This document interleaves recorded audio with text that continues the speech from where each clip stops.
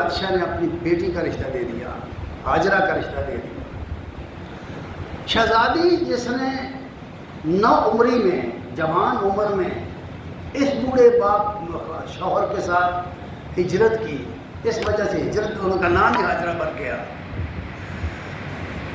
اللہ نے بیٹا دیا، وہ بیٹا پیدا ہوا، کہتے ہیں 87 سال 88 سال کی عمر میں بچہ پیدا ہوا۔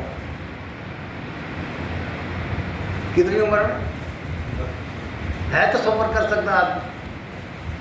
پھر وہ حکیم جو کہتا ہے کہ اللہ حکیم ہے، وہ کیا ہے؟ 88 سال کی عمر میں۔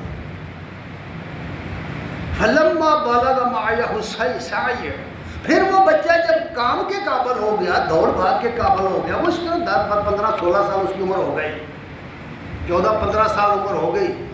آپ جانیے ذرا اس عمر کا بوڑھا اور یہ بچہ، آپس کے اس کے محبت کے تعلق کو جانیے، ذرا سوچیے ذرا اپنی اولاد کے بارے میں، اپنے بیٹوں کے بارے میں سوچیے، خود ذرا اپنے آپ کو یہاں رکھیے، پھر اندازہ کیجئے اس قربانی کا، اس اثار کا۔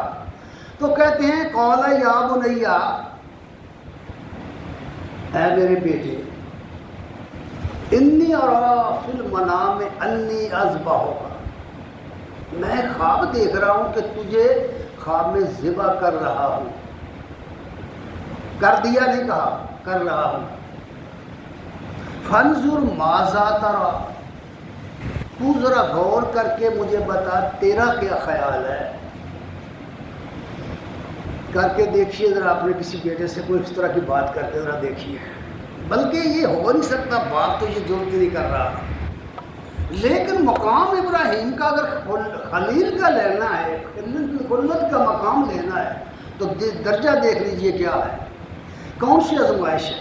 قال یا ابت افعل ما تؤمر، بیٹے ہونہار بیٹے نے کہا ابا جی جو تمہیں حکم دیا گیا کر گزرو، ستجدنی انشاءاللہ من الصابرین، انشاءاللہ تم مجھے صابر پاؤ گے۔